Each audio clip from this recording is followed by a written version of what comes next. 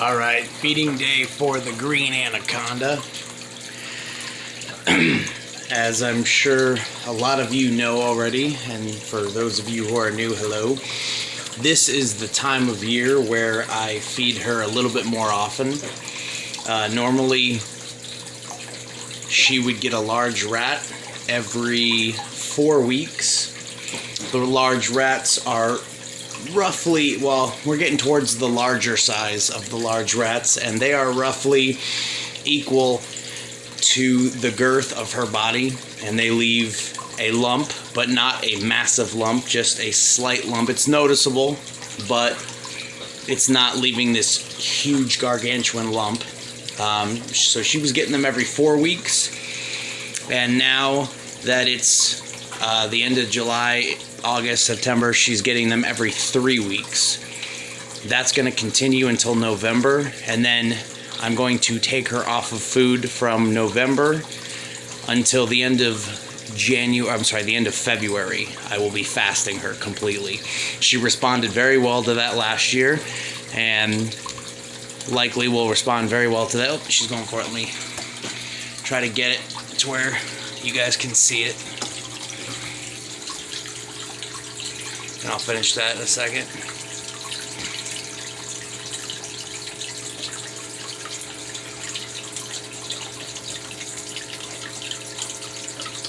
I can't see where she's at. I saw her head a second ago.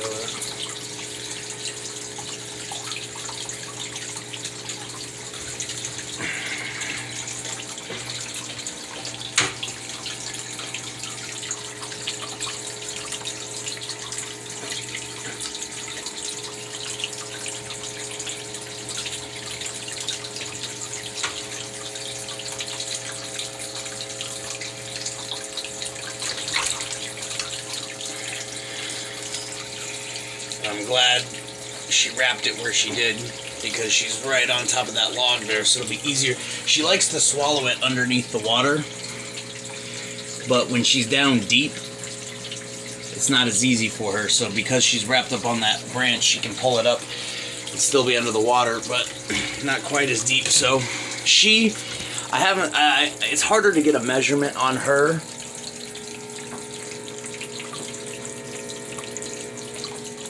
It's harder to get a measurement on her than it is my other boas. They will they'll go into a straight line when they're slithering up against the wall, so I can put a measuring tape down. Can't do that with her. She doesn't go into a straight line. But she's probably somewhere between 7'4" and 7'6". She's probably about 10 pounds. And she turns 3 years old at the beginning of December. So she's growing excellent. I think by her 3rd birthday, she'll be pushing pretty close to 8 feet. She grows a lot when I'm fasting her. So I would say by the end of her fasting period, she'll definitely be over 8 feet. It will be time at that point to bump her up from large rats. I will not be switching her to jumbo rats. They have way too much fat. Anacondas are extremely susceptible to obesity. People frequently overfeed them.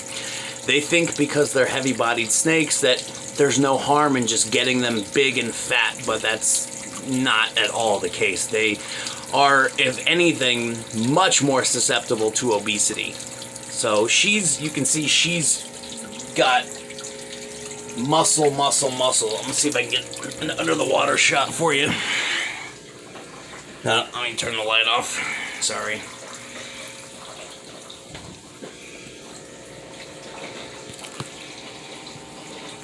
There we go. You can see her coils. She's very muscular. Very healthy. So they are frequently overfed. So that's my number one goal, is to not overfeed her. So she'll probably be over 8 feet at that point. And I'm going to switch her. Instead of going to jumbos, I'm going to go to rabbits. She'll probably get 1 jumbo a year as a treat, but that's it.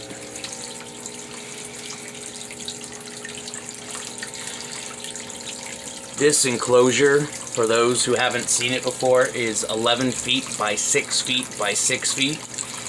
Inside the enclosure, from the floor to the ceiling, it's 4 feet tall. I was told by many people that because she was only about 6'3" at the time, that she would stop eating because it's too much space for her, that it would stress her out, that she would not use anything besides the floor and the water, that she would sit and hide in the corner most of the time, and that she would become very aggressive. Well, I handle her at least 2 to 3 times a week. I've seen no change to her temperament whatsoever. She has not missed one meal. She's got a phenomenal feeding response. And if you've seen any of my other videos, she climbs up there, up here. I mean, she climbs all over the place. She does not sit in the same spot. She's in this pond every night. She climbs up here at least 3 or 4 times a week. She's all over this enclosure. So, guys, if you have any questions, feel free to ask in the comment section. I'll be happy to get back to you. If you want to see more videos of her or any of my other snakes, don't forget to subscribe, hit the little bell. You'll get a notification when I do a new video. And if you think I deserve it, hit me with a thumbs up or a like or whatever it's called on here. And to finish what I was saying, the pond is roughly 6 feet by 6 feet by 2 feet, and it's about 350 to 400 gallons. I filled it up a little bit too much today, but relatively easy to maintain. I do a 10% water change every 7 to 10 days.